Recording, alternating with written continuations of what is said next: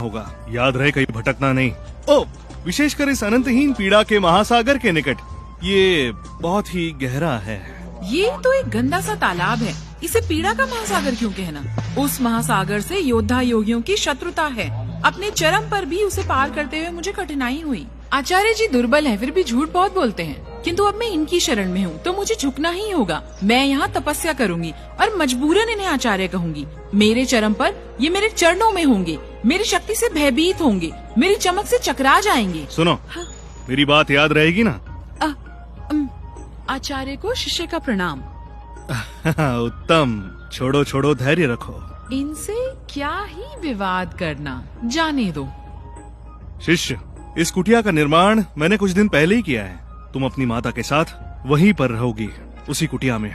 ये झोपड़ी क्या ये रहने योग्य है भी? क्या गुरुकुल में और कोई स्थान नहीं है?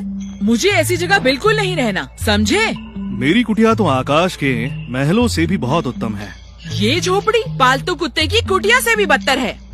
चलो चले यहाँ से, हमें देव शास्त्र जाना चाहिए। क्या पता शायद केलव जी हमें रहने की अनुमति दे दें। चलो जल्दी चलो। माँ, मैं यहाँ साधना करने आई हूँ, आप समझिए। शिष्य, तुम केवल 9वें स्तर पर हो, इसे नहीं संभाल पाओगी, ये तुम्हें घायल कर देगी। ये क्या ख्याल है तुम्हारा?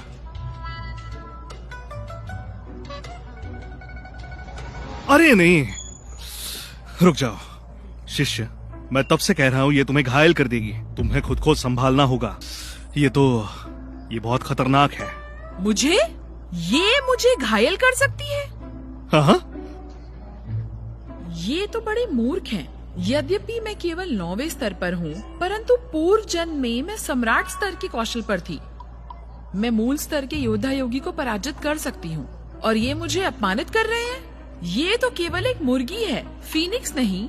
शिष्य, इसमें हमारे गुरुकुल की गुप्त पीठ विद्या है, जो कि एक बहुत ही ज्यादा प्रभावशाली तकनीक है। हर स्तर पार करने पर तुम्हारी शक्ति दुगनी हो जाएगी। अच्छे से अभ्यास करो तो तुम अपराजित हो जाओगे। धन्यवाद आचार्य जी। आचार्य को कूड़ा खजाना लगता है।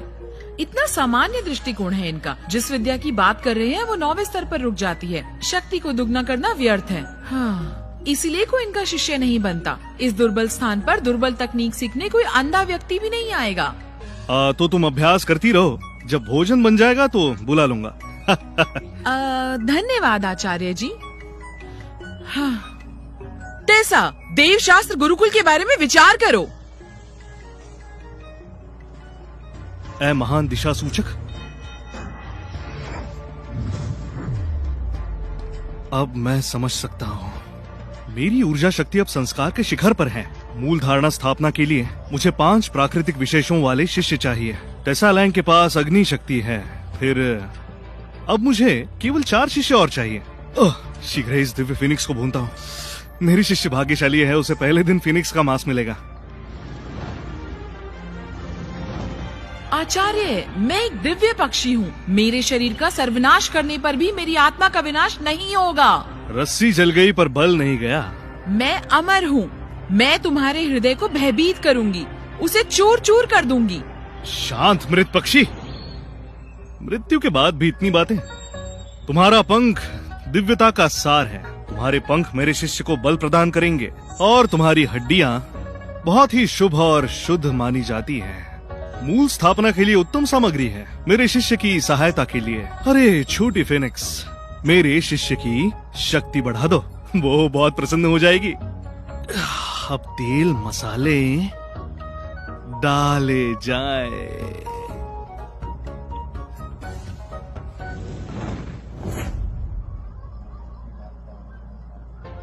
माँ, टेसा, ये देखो, इस झोपड़ी को कुटिया नहीं कहते। ये झोपड़ी बिल्कुल खाली है।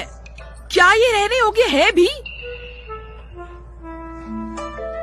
पशुओं का जीवन भी इससे आनंदमयी होता है। माँ, मैं यहाँ अभ्यास के लिए आई हूँ। ये स्थान शांत है। शांत? यहाँ प्रेत आत्मा भी नहीं भटकेंगे, इसलिए शांत है। ठीक है माँ, शांत हो जाओ। माँ, मैं आपसे एक अनुरोध कर सकती हूँ क्या? मुझे यहाँ से जाने को मत कहना। यहाँ अकेली रहोगी तो मुझे चिंता रहेगी। ऐसा नहीं है माँ, मैं 9वें स्तर पर पहुँच चुकी हूँ, मूल स्थापना करने वाली हूँ। मैं चाहती हूँ आप मेरे लिए एक मूल हड्डी लाएं।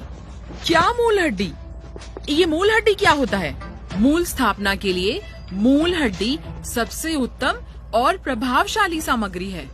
सबसे उत्तम मूल हड्डी ही मुझे सम्राट स्तर तक पहुंचा सकती है। माँ, आप यहाँ के विक्रय केंद्र जाओ, आपको वो वहाँ मिलेगी। तुम अपने उस नकारा आचार्य से क्यों नहीं कहती? वो तो खुद ही दुर्बल है। उनके पास अपने लिए मूल हड्डी नहीं तो मुझे कैसे देंगे? जानती हो, यदि तुम देवशास्त्र में जाती तो तुम्हें इस सब की चिंता नहीं होती। माँ, ठीक है, मुझे समझ आ गया।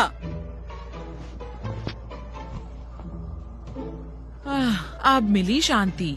यदि इस जन्म में तुम मेरी माँ न होती तो मैं तुम्हें यहाँ कभी नहीं लाती। अति उत्तम। ये सुगंध कैसी? भून ली मैंने, थक गया हूँ। इस छोटी फिनिक्स को पकाना कठिन था, परंतु अब आनंद आएगा। फिनिक्स की हड्डी भी शुद्ध कर ली। यह हड्डी मूल स्थापना हेतु प्रभावशाली सामग्री है। यदि मेरी शिष्या इसका उपयोग करें मूल स्थापना के लिए तो वो सर्वोत्तम संपन्न हो जाएगी। भविष्य में उसकी शक्ति के आगे कोई नहीं टिक पाएगा। अरे वाह, मेरी शिष्या की नाक तेज है। जैसे भोजन पक गया, तुम आ गई, आओ भोजन करो। नहीं धन्यवाद। अति सांसारिक भोजन योद्धा योगियों के शरीर को अशुद्ध करता है। आचार्य जी एक भोगी हैं। ऐसे भोजन का सेवन जितना करेंगे शरीर उतना ही अशुद्ध होगा। इससे साधना और ऊर्जा की उन्नति पर बुरा असर होगा। योद्धा योगियों को सांसारिक जीवन से दूर रहना चाहिए। और ये मुझे उल्टा पाठ पढ़ा रहे हैं। मैं अपना ध्यान साधना की ओर केंद्रित करती हूँ। मैं भूखी रहूंगी, परंतु ऐसे भोजन का सेवन नहीं करूंगी। खड़ी क्यों हो? कुछ खा लो। ये आकर्षक लगता है। थोड़े से भोजन से मेरी साधना पर प्रभाव नहीं होगा, है ना? आचार्य जी, इसका स्वाद कैसा है? गुरुजी ने मुझे इतना आग्रह किया, इसीलिए मैं थोड़ा चक्कर देखती हूँ। परंतु अब तुम नहीं खा सकती। तुम्हारा शरीर इसकी ऊर्जा को पचाने के योग्य नहीं है। आचार्य जी बहुत लोभी हैं। इससे अच्छा बहाना नहीं मिला था। ये केवल एक मुर्गी है, फीनिक्स नहीं। इसकी ऊर्जा शक्ति कितनी ही होगी। हम दोनों एक स्तर पर हैं, तो मैं वैसा नहीं कर सकती, परंतु आप कर सकते हैं। आप बड़े कंजूस हैं। ठीक है, नहीं खाती। रुको शिष्य,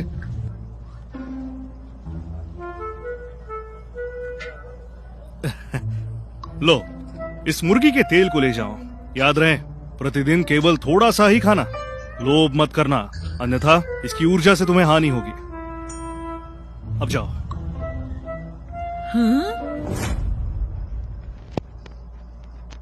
तेल का प्रतिदिन सेवन करना है?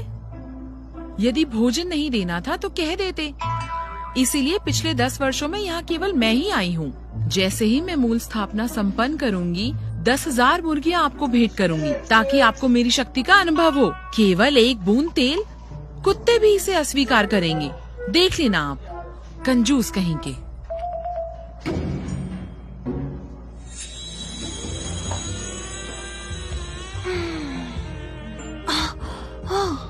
रूप परिवर्तन, इसके लिए तो हजारों वर्षों तक तपस्या करनी पड़ती है, पर मैं चंद पलों में कैसे हो गई? ओ, इस तेल की वजह से हुआ है। अद्भुत। आशा नहीं था कि इस तेल में ऐसी प्रभावशाली दिव्यता होगी। इसकी वजह से मैं इच्छाधारी चींटी में परिवर्तित हो गई और मेरी शक्ति बढ़ गई। अब मैं एक दिव्य प्राणी हूँ जिसमें चींटियों की विनाशकारी शक्ति है।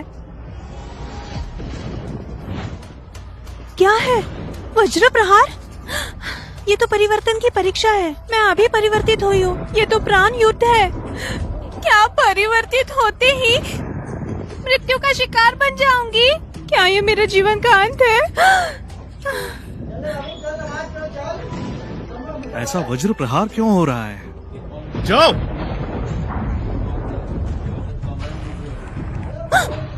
ये एक दिव्य मनुष्य है या एक शक्ति है? स्वर्ग के व्यर्थ नियम, इन्हें तो नष्ट हो जाना चाहिए। धन्यवाद दिव्य मनुष्य तेल के लिए और वज्र प्रहार से मेरी रक्षा करने के लिए। मैं इच्छाधारी चींटी प्रण लेती हूँ कि इस गुरुकुल की सदैव रक्षा करूंगी। तेल मैंने कब दिया? ओह, तो मेरी शिष्या ने तेल अस्वीकार किया और तुमने उसे खा लिया। ठीक है, जब उसने स्वीकार नहीं किया तो अच्छा है तुमने खा लिया। मेरे आंगन में ही रहो। इधर उधर भटकना मत। अवश्य। मैंने अब तक भोजन समाप्त नहीं किया।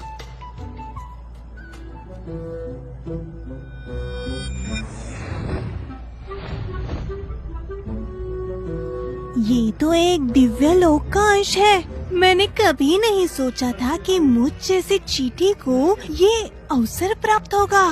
चलो ठीक है, तो अब से इस स्थान पर हमारा राज होगा। सुनो युवती, क्या कहा तुमने? चींटी का राज? हम जैसे दिव्य प्राणी भी यहाँ राज करने की चेष्टा स्वप्न में भी नहीं करते। और तुम्हारा ऐसा दुस्साहस? श्वेत व्याघ्र, नीलांबर ड्रैगन और काला कुर्म, ये आचार्य जी तो दिव्य प्राणियों को पालतू पशुओं की तरह पालते हैं।